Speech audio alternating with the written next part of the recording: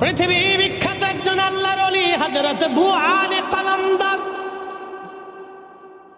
ভারতের পানিপথে এসেছিলেন কালেমার দাওয়াত দেওয়ার জন্য। আবু আলী কলমদার কালেমার দাওয়াত দিতে এসেছে।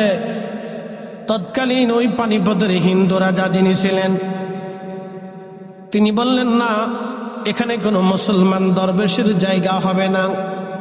দ্রুত গতিতে এই মুসলমান দরবেশকে এই পানিপথ থেকে তাড়িয়ে দিতে হবে। আমি রাজার সীমানার ভিতরে কোনো মুসলমান দরবেশ থাকতে পারবে না। তাড়িয়ে দেওয়ার জন্য আবু আলী কলমদারকে তারা তাদের সন্ন্যাসী সাধু ধর্মগুরু যারা ছিল তাদেরকে ডাকলেন। ডেকে বললেন, আপনারা মন্ত্রতন্ত্র দিয়ে যে কোনো ভাবে তাকে এই জমিন থেকে বিদায় করে দেন। সাধু সন্ন্যাসী পুরোহিত যারা ছিলেন, হিন্দু ধর্মগুরু যারা ছিলেন, তারা জাদুটনা করে থাকেন। জাদুবিদ্যায় তারা পারদর্শী, মন্ত্রতন্ত্র তারা গ্রহণ করে। দেখবেন তারা মন্ত্রতন্ত্র শিক্ষা করে। তোমরা মন্ত্রতন্ত্র দিয়ে বহু চেষ্টা করেও সেই দিন আবু আলী কলমদারের কিছুই করতে পারে নাই। রাজা ডাক দিয়ে বললেন, কি ব্যাপার, আবু আলী কলমদারকে কেন তাড়ানো যায় না? সন্ন্যাসীরা বলল, মহারাজ, সর্বনাশ, আমরা অনেক জাদু করে দেখছি, এই মুসলমান ফকিরকে কিছুই করা যায় না। কারণ এই মুসলমান দরবেশের অদৃশ্য থেকে একটা শক্তি আসে। ওই শক্তির কাছে আমাদের জাদুর শক্তি কাজে লাগে না। একবার জোরে বলা যাবে কি আল্লাহু আকবার? আচ্ছা বলেন তো, ওই অদৃশ্য শক্তির মালিক কে?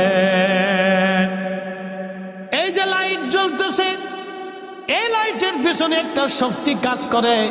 এই শক্তির নাম হলো বিদ্যুৎ। এই বিদ্যুৎ এই শক্তির কাজ করতেছে।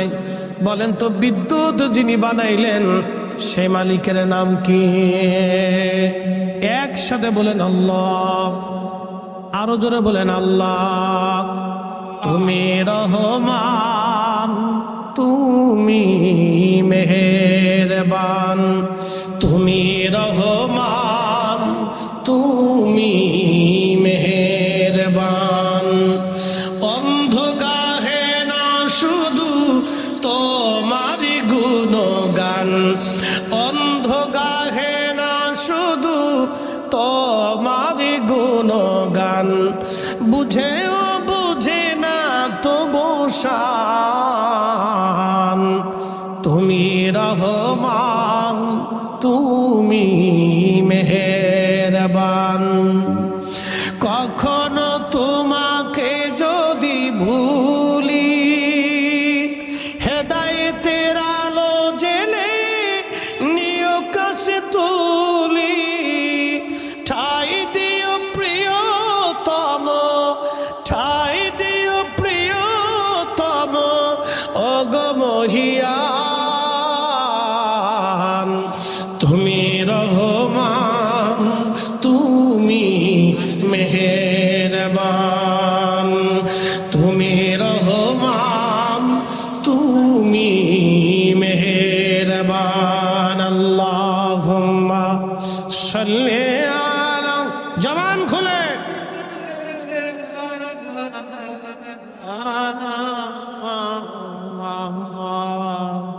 আলা আলি সাইয়্যিদিনা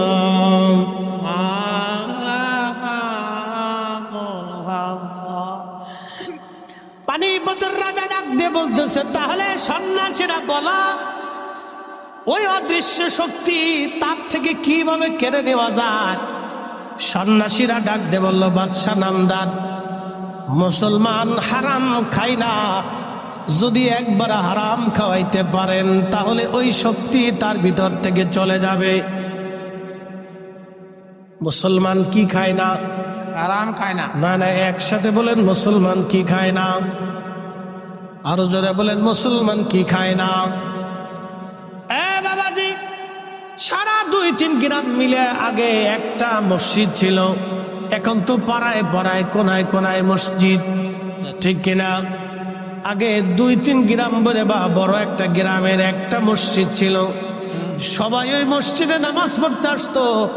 মসজিদের ইমাম সাহেবকে বলা হতো মুন্সি সাহেব।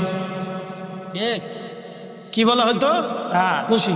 উত্তর দিয়েন, কথা কইেন, কথা কইলে ভালো লাগে, নইলে ভালো লাগে না, তো মনোযোগ দিন। মুন্সি সাহেব, মুন্সি সাহেব এলাকার মুন্সি সাহেব ছিলেন, তিনি একজন ইমাম। আহা, মুন্সি সাহেব পানির মধ্যে সূরা ফাতিহা পড়ে ফু দিছে। ওই পানি আর পানি থাকে নাই, যে নিয়ত করে ফু দিয়েছে ওই নিয়তের গুণে সূরা ফাতিহার বরকতে পানি আল্লাহ ঔষধ বানিয়ে দিয়েছে। কথা কোন ঠিক কিনা? বলে কারণ কি? মুন্সি সাহেবদের জীবনে একটা আমল ছিল, আপনারা জানবেন, কোন বাড়ির মহিলা যদি বেপর্দা চলতো, মুন্সি ওই বাড়ি খাবার খাইতো না। কি কথা কর? মুন্সির নজল ঠিক ছিল। নজল, নজল চিনছেন নি আপনারা? যেটা তেল ফাঁস হয়। এখন আমাদের নজল আছে, নজল গেছে মইরা। কি কথা কর না কেন? নজল কি হয়েছে? নজল গেছে মইরা। নজল মইরা যাওয়ার কারণে আমাদের এই কাল নষ্ট হয়ে গেছে, মুর্দা হয়ে গেছে।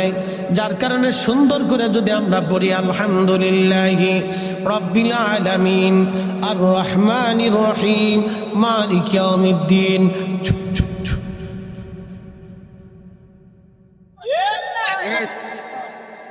নজেল, কথা কর না, নজেল, নজেল। আগের মুন্সি যদি কেরাত একেবারে 100% বিশুদ্ধ না, কিন্তু দিল বিশুদ্ধ। কথা কর না কেন? খাবার বিশুদ্ধ। খাবার কি? খাবার বিশুদ্ধ, দিল বিশুদ্ধ, একিন বিশুদ্ধ, চোখ বিশুদ্ধ, জবান বিশুদ্ধ, জিহ্বা বিশুদ্ধ, হাত বিশুদ্ধ, পা বিশুদ্ধ। যার কারণে পানির মধ্যে ফু মারার সঙ্গে সঙ্গে পানি ওষুধ হয়ে গেছে। কথা কন না কেন? বুঝতে কষ্ট হচ্ছে আপনাদের না? চলবে সারা রাত? আসেন তো ইনশাল্লাহ। কারা কারা চলে যাবেন আচা করে? বোঝা গেছে ও আর শুনতেছেন আপনারা।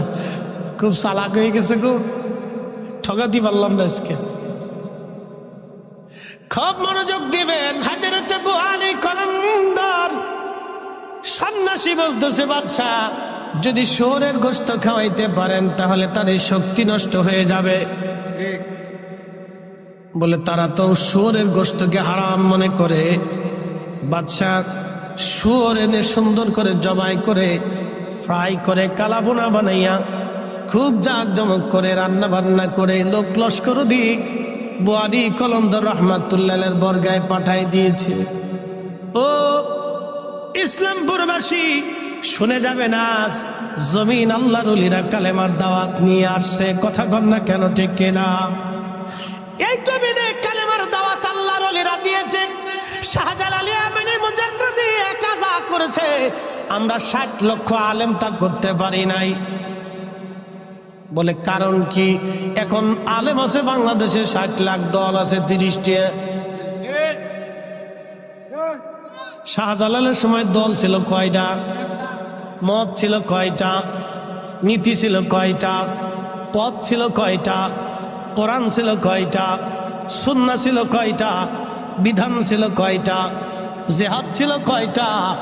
এখন আমরা দল হয়েছি 30টি, আলেম হয়েছি 60 লাখ। একজন আরেকজনে গুতায়, আরেকজন আরেকজনে গুতায়। কি কথা কন না কা? যার কারণে কোনো কাজ হয়? কোনো কাজ ঠিক। হাজিরিন খুব মনোযোগ দিয়ে শুনবেন।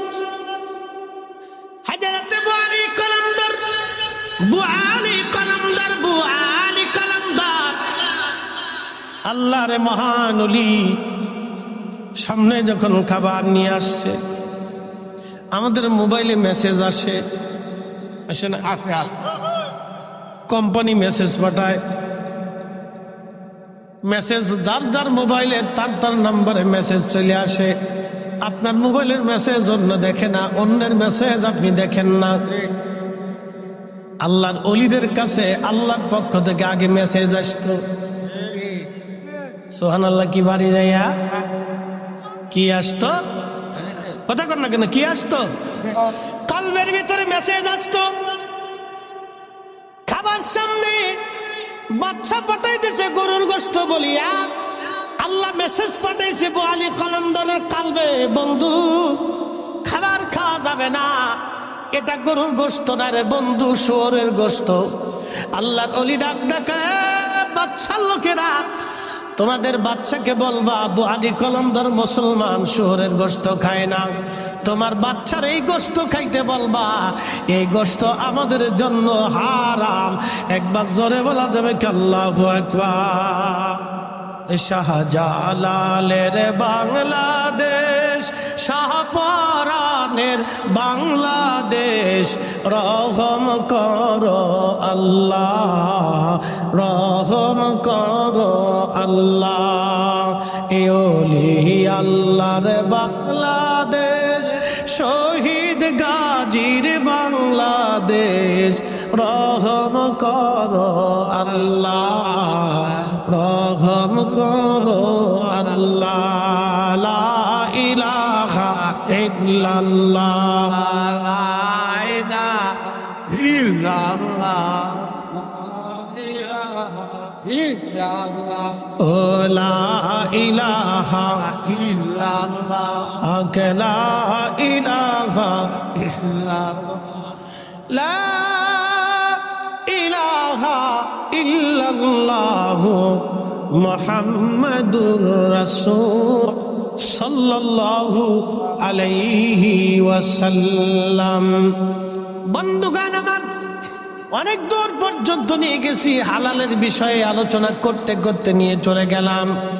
বাবাজি, যে দুনিয়াতে আজ আপনি বসে আছেন, আগামী দিন এই দুনিয়ার ভিতর থেকে চলে যে কবরের ঘরে আমাদের জায়গা হয়ে যাবে। আহা, দিলটাকে নরম করে দিবেন মায়েরা, দিলটাকে নরম করে দিবেন। এই গরুস্থানে অনেক কবর স্থান হয়ে গেছে, কত মানুষের দেহ মাটির সাথে মিশে গেছে।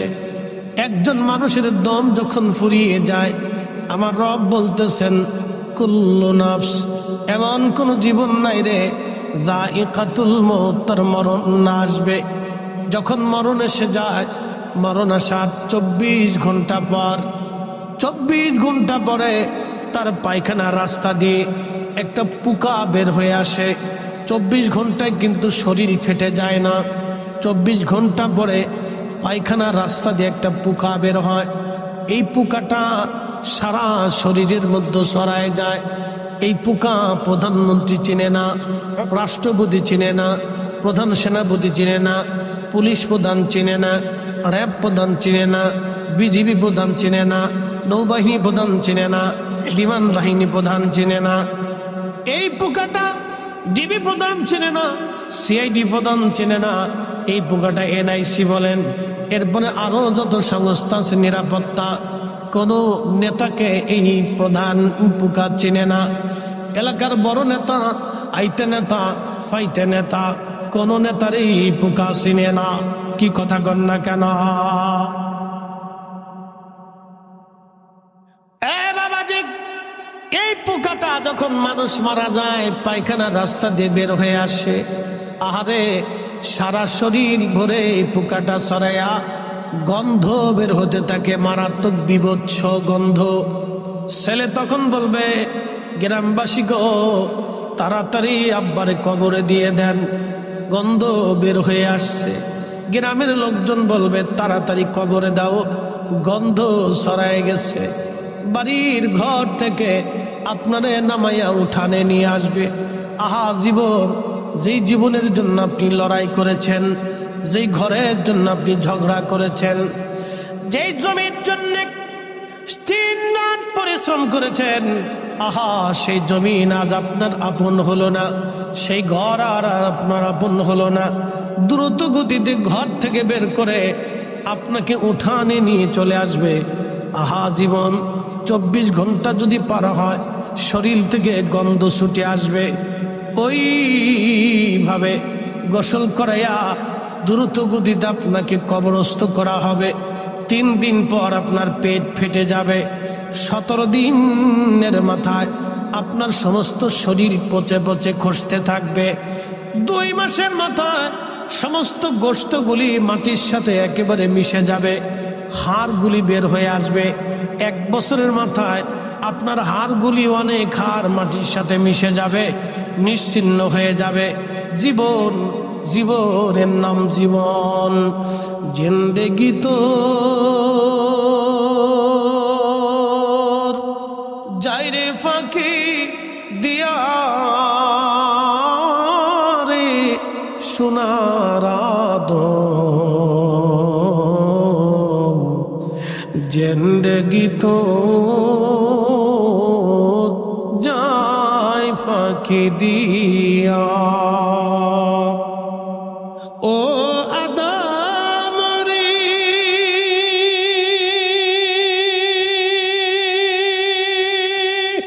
পাক ধরিয়া গেছে দাড়ি, দন্ত মাসে গোটা চারি,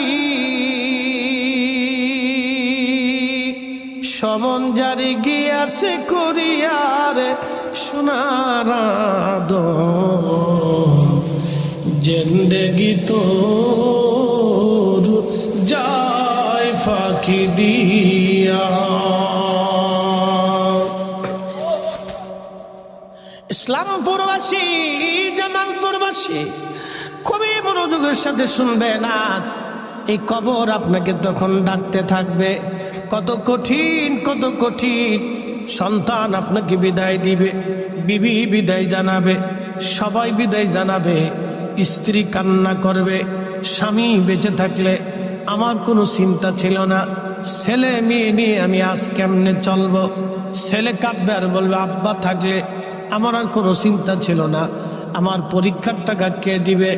মেয়ে কাঁদবে, আব্বা আমার শ্বশুর বাড়ি থাকলে আব্বা আমার জন্য খাবার দাবার কাপড় চোপড় নিয়ে যাইতো, কে আমরা আর দেখতে যাবে। আজ সবাই নিজের জন্য কান্না করবে, কিন্তু আপনার জন্য কেউ কাঁদবে না।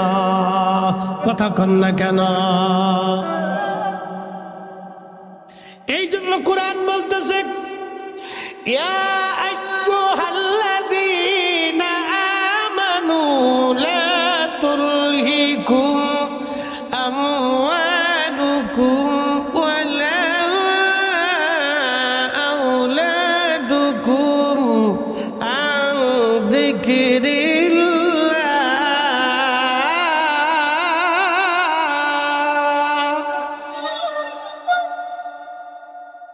হে ঈমানদার, তোমরা সন্তান এবং সম্পদের প্রেমে পড়ে আমি আল্লাহ জিকির থেকে তোমরা গাফেল হইও না। সন্তানের মহব্বতে পড়ে, সম্পদের প্রেমে পড়ে নামাজ ছেড়ে দিও না, রোজা ছেড়ে দিও না, জিকির ছেড়ে দিও না, দুয়া ছেড়ে দিও না, হালাল ছেড়ে দিও না, অন্যায় কাজ করিও না, হালাল ছেড়ে দিও না, হারাম করিও না। বান্দারে, দুনিয়ার মোহে পড়ে আমি সন্তান, তুমি সন্তানের প্রেমে পড়ে আর সম্পদের ভালোবাসায় পড়ে আমি আল্লাহ থেকে জুদা হইও না। যদি হও তাহলে তুমি ক্ষতিগ্রস্ত হবা, বিপদগ্রস্ত হয়ে যাবা। কোরআনে আল্লাহ বলতেছেন ওয়াইয়া ফাআল যালিকা ফাউলাইকা হুমুল খাসিরুন।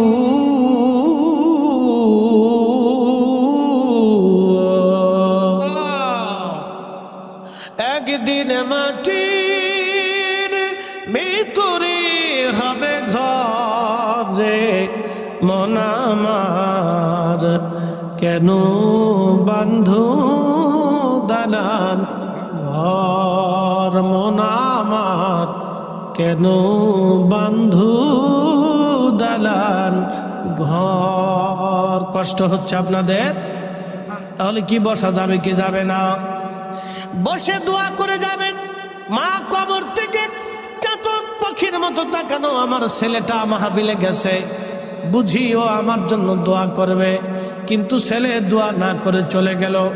ওই মা কবর থেকে বদদোয়া করে লানত দেয়, ও সন্তান তুই নাফরমান।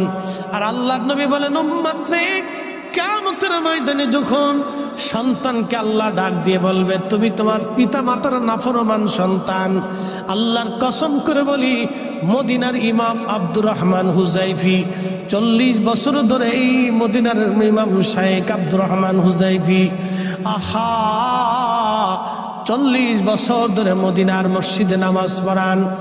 আব্দুর রহমান সুদাইসি শাইখ তিনি মক্কাতে 40 বছর ধরে প্রায় নামাজ পড়ান। আল্লাহু আকবার, 20-30 বছর হলো তিনি মক্কায় নামাজ পড়ান। আর আব্দুর রহমান হুজাইফি 40 বছর ধরে মদিনাতে নামাজ পড়ান। যদি হুজাইফি সাহেবকে কিয়ামতের ময়দানে আল্লাহ ডাক দেখায়, হুজাইফি রে তুমি তোমার পিতা মাতার অবাধ্য সন্তান, 40 বছর মদিনায় নামাজ পড়েলো কাজ হবে না, কি কথা কন না কেন, ঠিক কিনা? তাহলে বসা যাবে? কথা কন না, বসা যাবে? দোয়া করে যাবে? কেউ উঠবেন না, লড়াচড়া করবেন না, একটা লোক উঠবেন না। যদি উঠেন তাহলে আমি অপমান করব। আগে যার চলে যাওয়ার দরকার চলে যান, এখনই সময়, এরপরে কিন্তু উঠতে পারবেন না, বসে থাকতে হবে। আমি লম্বা ওয়াজ করবো না, একবারে সারা রাত দর্শি যে একবারে ফজর পর্যন্ত ঠেকাবো তা কিন্তু না। বসে ধীরস্থনা তার সাথে দুটি কথা শুনে একটু দোয়া করবেন, বাবা মার জন্য একটু চোখের পানি ফেলেন, না হলে আপনার আখেরাত ধ্বংস হয়ে যাবে। বাপ বন্ধু, আখেরাত ধ্বংস হয়ে যাবে। বলতেছি আপনাদেরকে, আজকে একটা আলোচনা শোনাবো, আল্লাহ যেন তৌফিক দেয়, সকলে বলে না আমিন। প্রিয় উপস্থিতি, আমার ইসলামপুরবাসী অনেক মায়েরা আজকে আমার ওয়াজ শুনতে আসছে, বসে রয়েছে।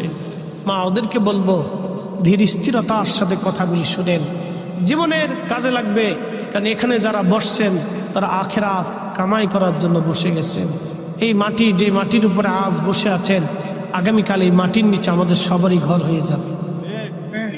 17 দিনের মাথায় আমাদের শরীর পচে যাবে, 2 মাসের মধ্যে হাড় গোশত থেকে আলাদা হয়ে যাবে, 1 বছরের মধ্যে মাটির সাথে মিশে যাবে, কোনো অস্তিত্ব হবে না। বহু রাজা বাদশাহ কবরে চলে গেছে, তাদের কবরে কুত্তা পেশাব করে, কিন্তু ঠেকানোর মতো কোনো সুযোগ নাই। কথা কন ঠিক কিনা?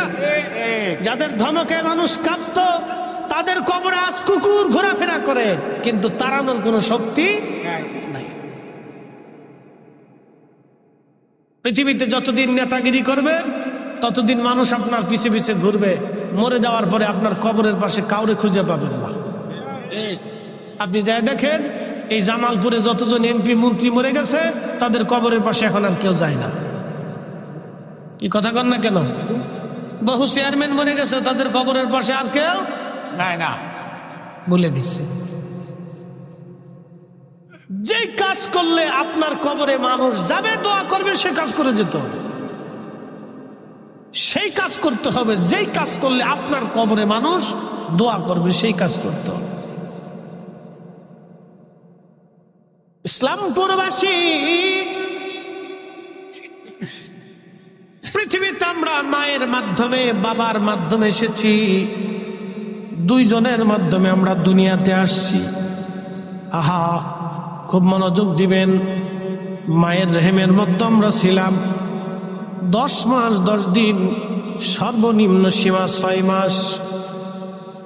6 মাসে একটা সন্তান মায়ের পেটের মধ্যে একেবারে পরিপূর্ণ হয়ে যায়। এরপরে 6 মাস পরে আসে। 6 মাস আগে যদি কোনো সন্তান জন্ম হয়, তাহলে এটা অপরিপূর্ণ থাকে, সে মারা যায়। কিন্তু 6 মাস পর্যন্ত একবারে পরিপূর্ণ সীমা। 6 মাস পরে সন্তান দুনিয়াতে আসে। কেউ 7 মাসে আসে, কেউ 8 মাসে, কেউ 9 মাসে। সর্বোচ্চ সীমানা 10 মাস 10 দিন। এর ভিতরে মায়ের পেট থেকে আমরা দুনিয়ার মধ্যে আসি। এতদিন মায়ের রেহেমের ভিতরে আল্লাহ আমাদেরকে রাখেন। মায়ের নাভির সাথে আমাদের সাথে আল্লাহ অ্যাডজাস্ট করে দেন। মা খাইলে আমাদের খাওয়া হয়, মা ঘুমাইলে আমাদের ঘুম হয়ে যাইতো, মা পুষ্টিজনিত খাবার খাইলে আমাদের শরীরে পুষ্টি হতো। এজন্য এই সময় ডাক্তার বলতো, আপনারা গর্ভবতী নারীদেরকে পুষ্টিকর খাবার খাওয়াবেন। আল্লাহর নবী 1450 বছর আগে বলেছেন, উম্মত তোমরা গর্ভবতী নারীদেরকে খেজুর খাওয়াবা, কারণ খেজুর আল্লাহর জান্নাতের ফল। এই খেজুর খাইলে বাচ্চা সুন্দর হয়। এবং এই খেজুর খাইলে গর্ভবতী নারীরা শক্তিশালী হয়। কিন্তু আমার দেশের মহিলারা খেজুর খায় না, আমার দেশের বেটিরা খায় ফুচকা আর চটপটি, বিরাট খায়, ছাগলে যেমনি খায় অমনে খায়, ফুচকা চটপটি একবারে ছাগলের মতো খাচ্ছি, খুব খায়। ছাগলে যেমন সব খায়, ও ফুচকার চটপটির দোকানে গেলে সব খেয়ে ফেলে দেয়, প্রয়োজন মতো প্লেট সাইডে খেলেও খাইতে পারে। আর আল্লাহর হাবিব বলছেন তোমরা খেজুর খাওয়া। বেটি এটা সহে দেয় না, বালাটা সহে দেয় না, বালাটা জীবনে চোখে দেখতে না। মানুষ ভালোর দিকে মানুষ খুব কম, ভালোর দিকে লোক খুব কম। এই মায়ের মাধ্যমে পৃথিবীতে আসছি, এই মা থেকে আমরা দুনিয়াতে আসছি, মায়ের দেহ থেকে আমার দেহ হয়েছে, মায়ের অংশ থেকে আমাদের অংশ হয়েছে, মায়ের রক্ত থেকে আমাদের রক্ত হয়েছে। এই জন্য দেখবেন সন্তান মাকে ভুলে গেল, মা সন্তানকে ভুলতে পারে না, কারণ মার দেহের অংশ হলো সন্তান। এই জন্য সন্তানকে মা ভুলতে পারে না, কিন্তু সন্তান মাকে ভুলে যায়। ভুলে না, ভুলে না। এই এখানে মা কবরে চলে গেছে, মা মারা গেছে, এরকম কে কে আছেন হাত উঁচা করেন তো? মা মারা গেছে, শুধু মা মারা গেছে, আব্বার কথা বলিনি, মা মারা গেছে, মা মারা গেছে, এরকম লোক হাত উঁচা করেন। আচ্ছা, হাত নামান, তা তো অনেক লোক, প্রায় 100 লোক হবে। এখন আমি যদি জিজ্ঞেস করি, প্রিয় ভাই আমার, মা মরে গেছে, প্রত্যেক দিন মা আপনার খোঁজ নিত, খাবার খাইছেন কিনা, কখন ঘুমাইছেন, কোথায় গেছেন, বাড়ি ফিরতে রাত হইলে মা আর ঘুমাইতো না, খালি ঘরের মধ্যে ফাইসারি করত, আর ফোন দিত, খোঁজ নিত, আমার খোকা আসে না কেন, কোন জায়গায় গেছে, কি আছে, মা খুব দুশ্চিন্তা করত। আচ্ছা, এখন প্রশ্ন করি, জবাব দিবেন। মা তো আপনারা নিয়ে এত চিন্তা করতেন, মা কবরে চলে গেছে, কবরের পাশে কয়দিন মাসে দাঁড়াইছেন, আমার একটু পরিসংখ্যান দেন তো। মাসে দাঁড়াইছে, মায়ের কবরের পাশে মাসে একবার দাঁড়াইছেন, এরকম কয়জন আছে? মাশাআল্লাহ, এরকম কয়েকজন আছে। তার মানে অধিক লোক আমরা পিতামাতার কবরের পাশে দাঁড়াইতে পারি নাই। আমরা খুব অল্প সংখ্যক লোক পাওয়া গেছে মাসে একদিন। আর মা খোঁজ নিছে আপনার 24 ঘন্টা, আপনি খোঁজ নিলেন মাসে একদিন, তাও খুব কম সংখ্যক। এর অর্থ হচ্ছে out of sight, out of mind. মানুষ চোখের আড়াল হলে মনের আড়াল হয়ে যায়। ঠিক একদিন আপনিও চোখের আড়াল হবেন, আপনার সন্তান এরকম ভুলে যাবে। যদি আপনি দোয়া না করেন, আপনার সন্তানও ভুলে যাবে। যদি আপনার সন্তানকে দোয়া না শিখান, আপনার সন্তান আপনাকে দোয়া বন্ধ করে দিবে। যদি সন্তানকে দোয়া শিক্ষা না দেন, তাহলে সন্তান দোয়া বন্ধ করে দিবে।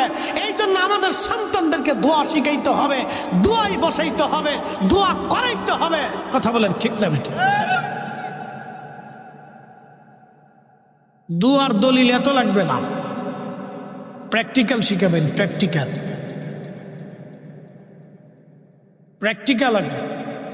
যে মুসলমান দোয়া মানে না, হয়তো মুসলমানই না। কি কথা কর না কেন? সে তো মুসলমানের কাতারই আছে। আপনি দলিল চাইতেছেন যে দোয়া করবো, দলিল কি বেটা? দলিল কি চিন্তা কর, তুই মুসলমান এসব কিনে এটা দেখ। নতুন করে আবার মুসলমানই দিয়ে কালমা পড়ায় মুসলমান বানাইতে। দোয়া না মানলে তো আল্লাহ কোরআন অস্বীকার করা হবে। আর কোন ব্যক্তি যদি আল্লাহ কোরআন অস্বীকার করে, সে মুসলমান থাকে না। কথা কর না কেন? কোন ব্যক্তি কোরআন অস্বীকার করলে সে আর মুসলমান। এখন আপনাদেরকে আসে, রাব্বির হামহুমা কামা রাব্বায়ানি সগীরা, এই শব্দ কি আমাদের? কোথাকার? জোরে বলে, আরো জোরে বলে। এই শব্দটা কে বলছে? জোরে বলে।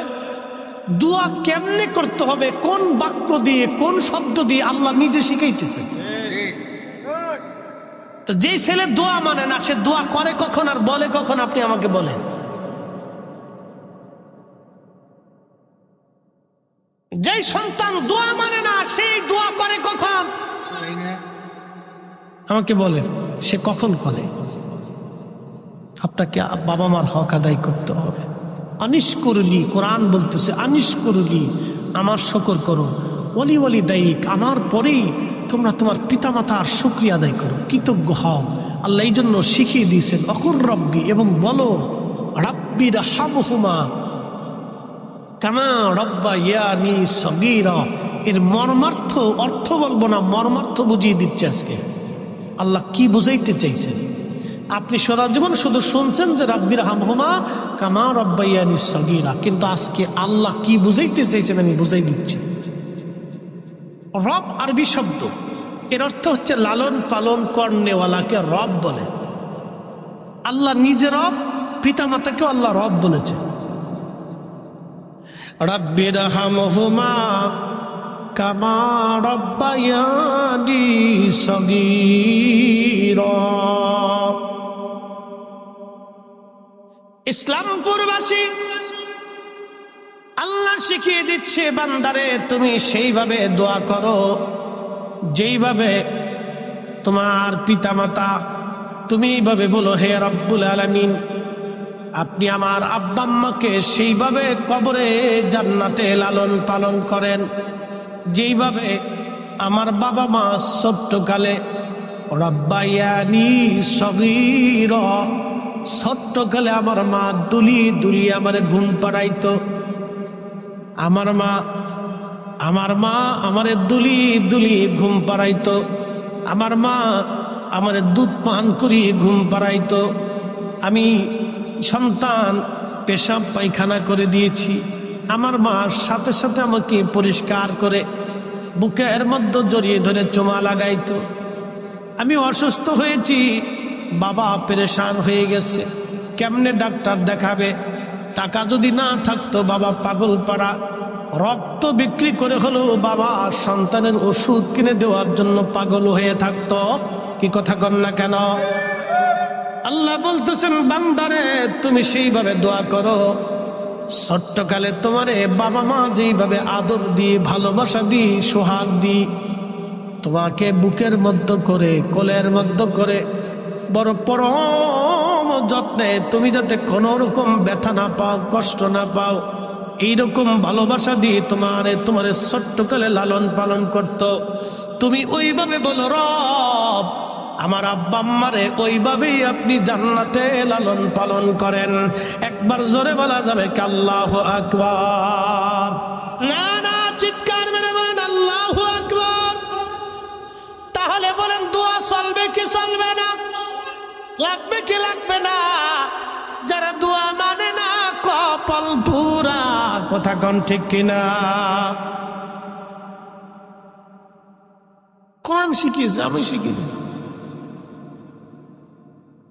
খুব মনোযোগ দিয়েন। দোয়া যদি না করেন পরিণতি কি হবে একটা ঘটনা শোনাই, না কষ্ট হবে আপনাদের?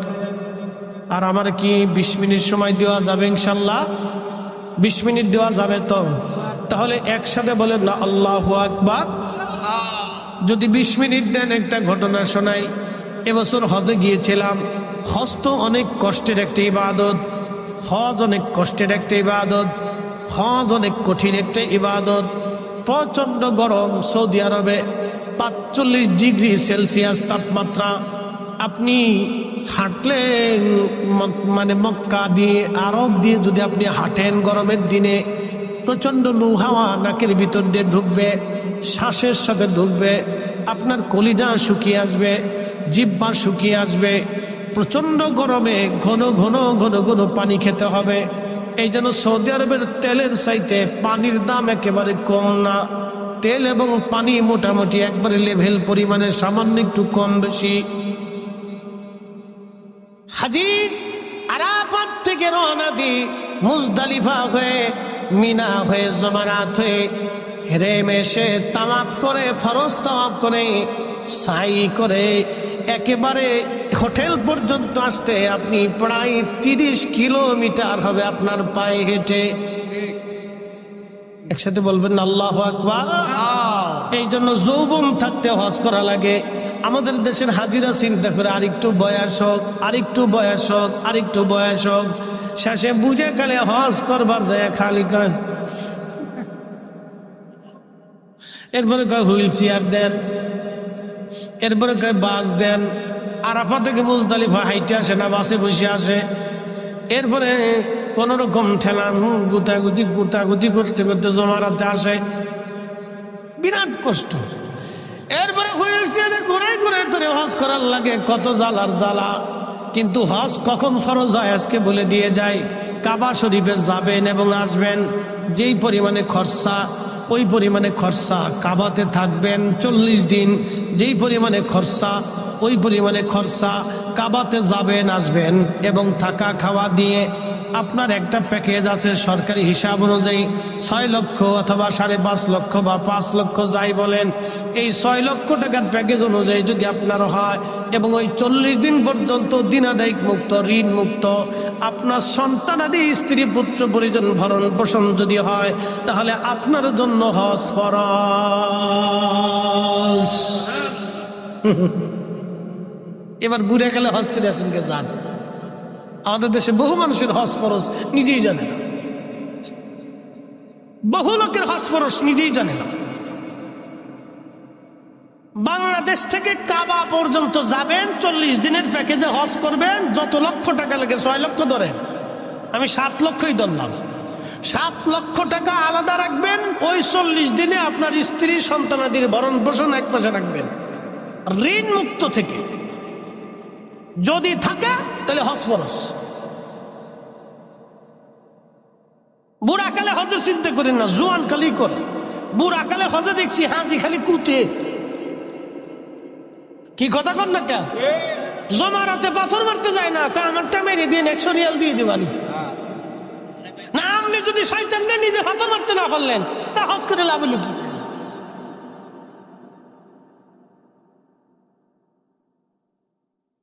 খুব মনোযোগ দিবেন।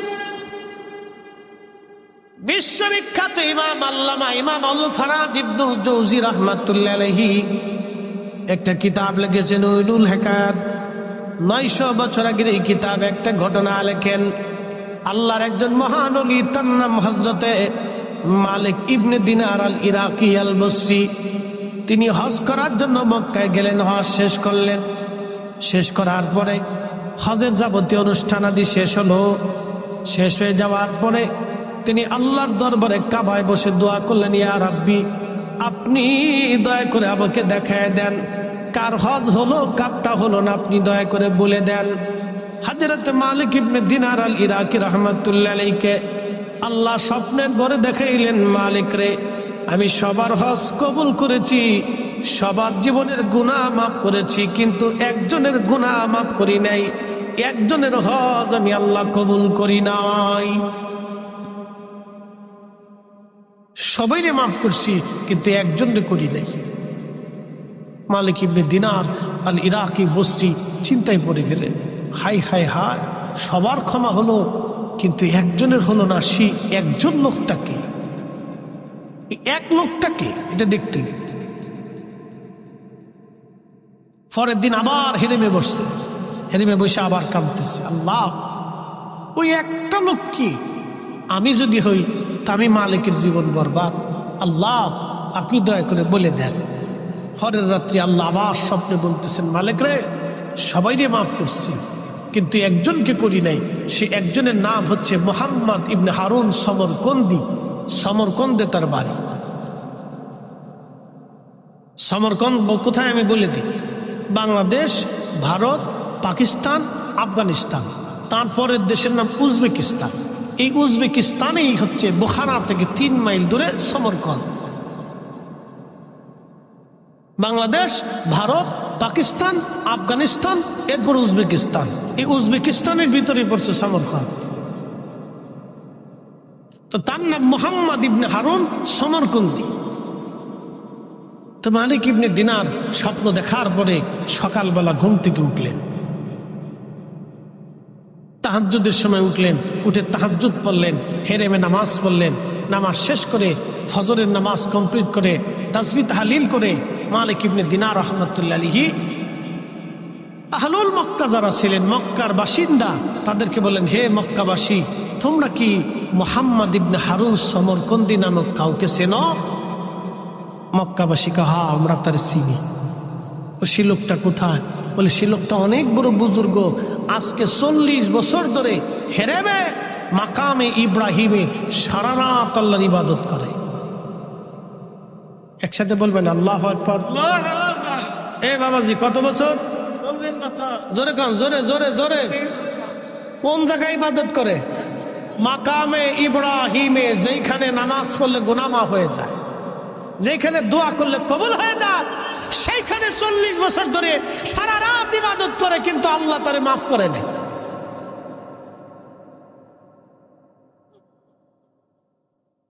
দোয়া সারা চলে যাবার চাইতেছেন না? চলে যান, এই ঘটনাটা সাথে করে বাড়ি নিয়ে যান, তারপরে দোয়া সারা চলে যান, অসুবিধা নেই। এখান থেকে কিছু শিখে যান, তারপরে দোয়া সারা চলে যান। আমি আপনার দোয়া করতে কব না, মন চালি করেন, না করলে চলে যায়, খালি শুনে যান। 40 বছর ধরে নামাজ পড়ে কিন্তু কবুল হয় না। সবার গুনাহ মাফ হয় কিন্তু তারটা হয় না। বলে লোকটাকে কোথায় গেলে পাবো? লোকেরা বলল মক্কার বিরান ভূমিতে একটা গাছ আছে, এই গাছের নিচে সে সারাদিন নামাজ পড়ে। 40 বছর ধরে সে একটানা রোজা রাখে। একসাথে বলবেন মারহাবা। এরকম লোক মনে জামালপুরে 2-1 আছে নাকি বলেন? হ্যাঁ, আপনি এখন সারা পৃথিবীতে পাবেন, সারা পৃথিবীতে পাবেন। 40 বছর ধরে মাকামে ইব্রাহিমে একাধারে ইবাদত করা, 40 বছর ধরে একাধারে রোজা রাখা, তাও হেরেমের ভিতরে, এরকম সারা পৃথিবীতে একজনও পাবেন।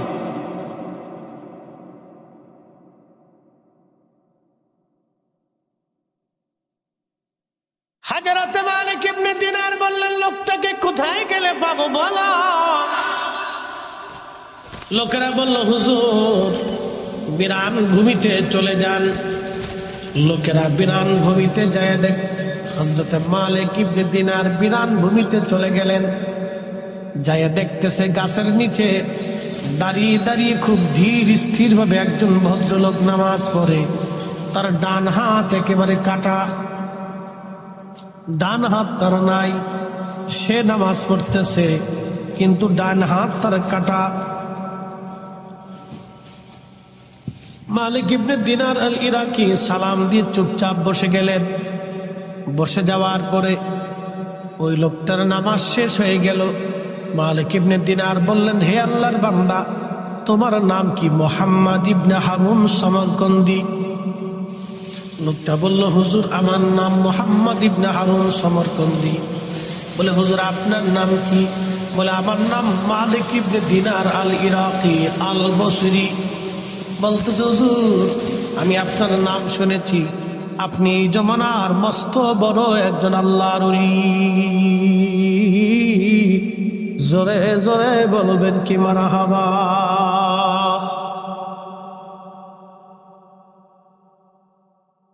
মালিক ইবনে দিনার বলতেছে, সমরকন্দি রে, আমি তো ওলি না, পৃথিবীতে শ্রেষ্ঠ ওলি ছিল ওমর ইবনে আব্দুল আজিজ, যিনি বাদশাহী পাওয়ার পর বাদশাহী না করিয়া দিন ভিখারি হইয়া আল্লাহর দুনিয়া থেকে কবরে চলে গেছে। তিনি হলো সবচেয়ে বড় ওলি।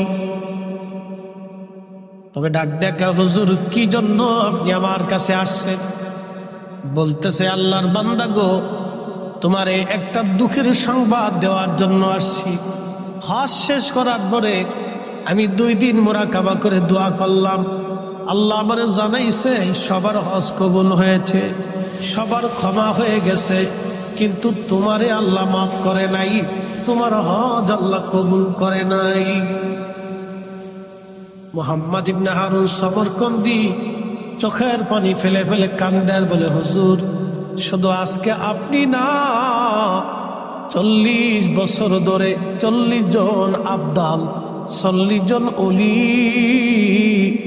হজ শেষ হয়ে যাওয়ার পরে আমারে সংবাদ দিয়ে গেছে সবার ক্ষমা হয় কিন্তু আমার ক্ষমা হয় না, সবার মাফ হয় কিন্তু আমার মাফ হয় না, সবার হজ হয় কিন্তু আমার হজ হয় না।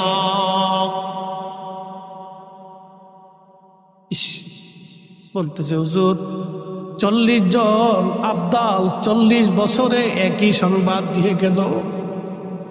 40তম বছরে আপনি নিজে এসে আমাকে সংবাদ দিয়ে গেলেন। আজ আল্লাহর ওলি গো,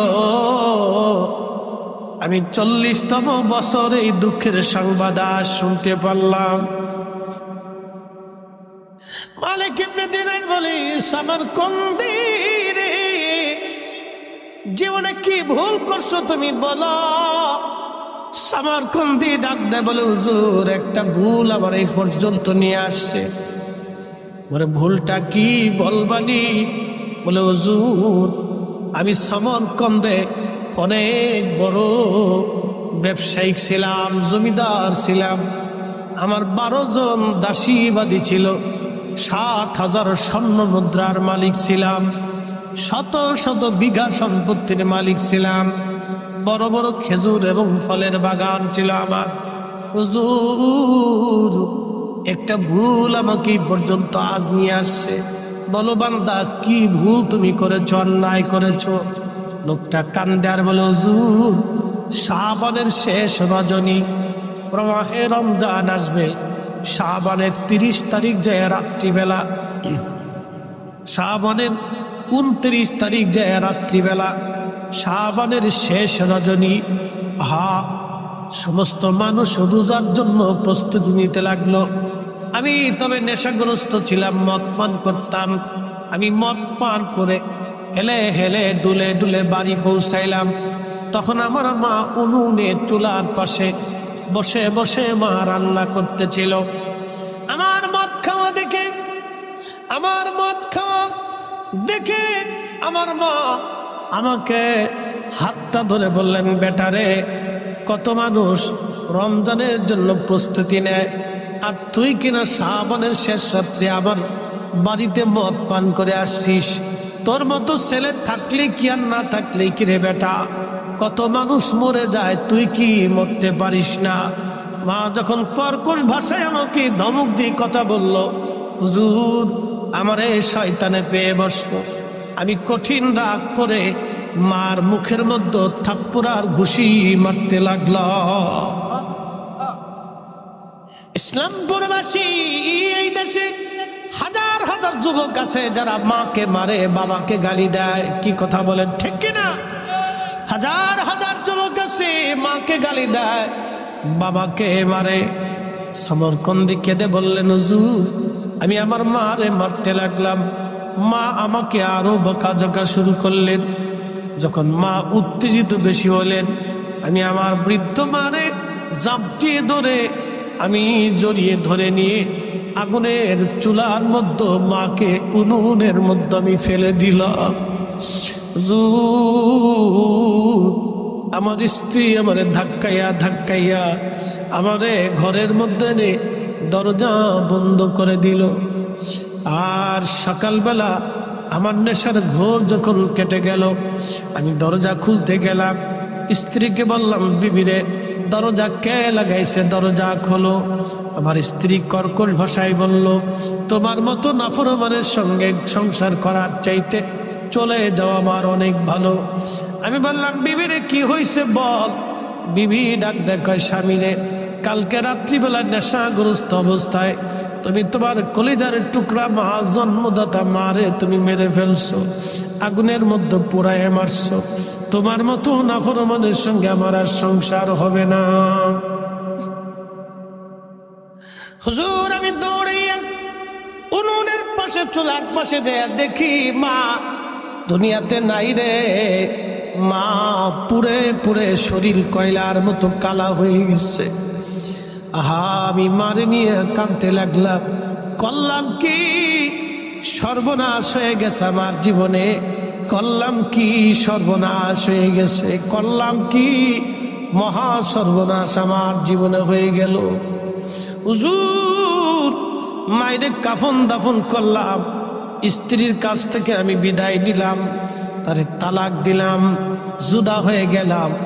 12 জন দাসীবাদী ছিল, তাদেরকে আজাদ করে দিলাম। যদি আল্লাহ আমারে মাফ করে দেয়, 7,000 স্বর্ণ মুদ্রা ছিল, আমি সব গরিব মানুষ ডেকে নিয়ে দান করে দিলাম, যদি আল্লাহ মাফ করে দেয়। তারপরেও আমার মন মানে না, সমস্ত সম্পদগুলি যা ছিল সব গরিব মানুষ ডেকে ডেকে সম্পদগুলি সব বন্টন করে দিলাম, যদি আল্লাহ আমারে মাফ করে দেয়। হুজুর তারপরেও মন মানে না, হাত দিয়ে একটা কোরাল নিলাম, কোরাল নিয়ে বললাম, হাত রে তুই ডান হাত আমার এই হাত দিয়ে মাকে মেরেছিলাম, চিন্তা করলাম ওই হাত আর আমি রাখবো না, আমি বাম হাত দিয়ে কোরাল দিয়ে কুবায় কুবায় ডান হাত কেটে ফেলে দিলাম, যদি আল্লাহ মাফ করে দেয়। তারপরে হুজুর মন আমার মানে না, পাগল পাড়া হইয়া সুদূর সমরকন্দ উজবেকিস্তান থেকে রওনা হলাম।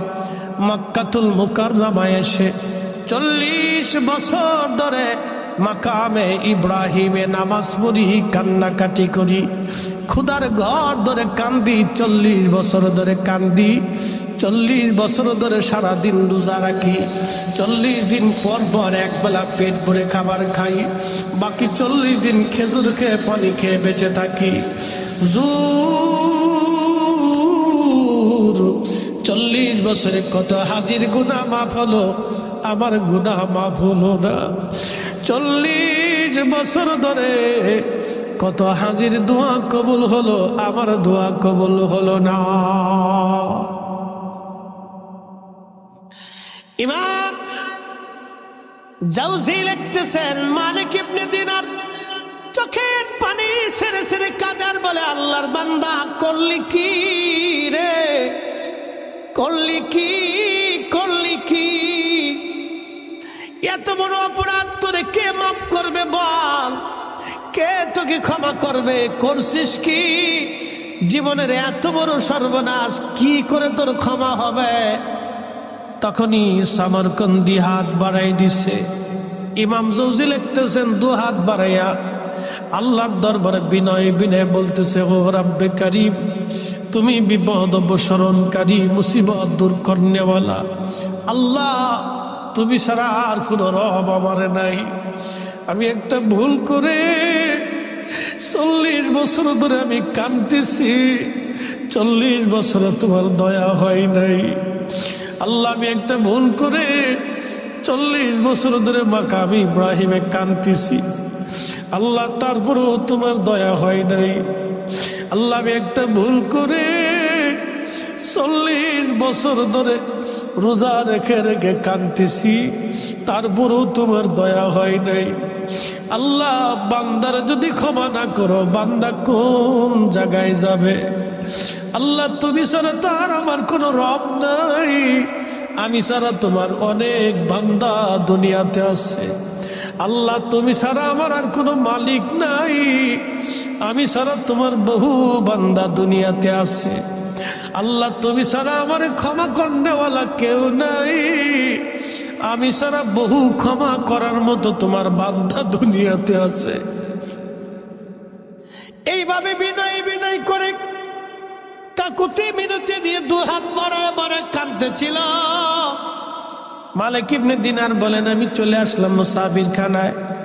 মুসাফির খানায় আসিয়া রাত্রিবেলা ঘুমাইতেছি, স্বপ্নের ঘরে দেখি রাহমাতুল লিল আলামিন আমার নবীজি তশরিফ এনেছে। একবার জোরে বলে যাবা কি ইয়া রাসূলুল্লাহ। ইসলামপুরবাসী নবীজি আমার স্বপ্নে এসে বলতেছে, মালিক কে তোমাকে আল্লাহর রহমত থেকে বান্দাকে জুদা করতে অনুমতি দিয়েছে বলা? তুমি যে বললা আল্লাহ ক্ষমা করবে না, কে তোমাকে শিখিয়েছে? একসাথে জোরে বলেন আল্লাহু আকবার। কুরআন বলতেছে, কুল ইয়া ইবাদিয়াল্লাযীনা আসরাফু আলা আনফুসিহিম লা তাকুনাতু মির রাহমাতিল্লাহ।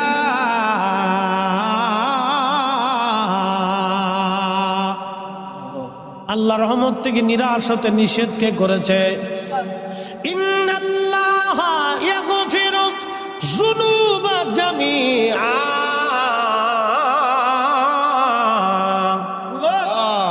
নিশ্চয় আমি রব তোমাদের যাবতীয় সমস্ত গুনাহগুলি আমি মাফ করে দেব। এবার বলেন, মাপ চাইতে হলে, মাপ পাইতে হলে মাপ চাইতে হবে।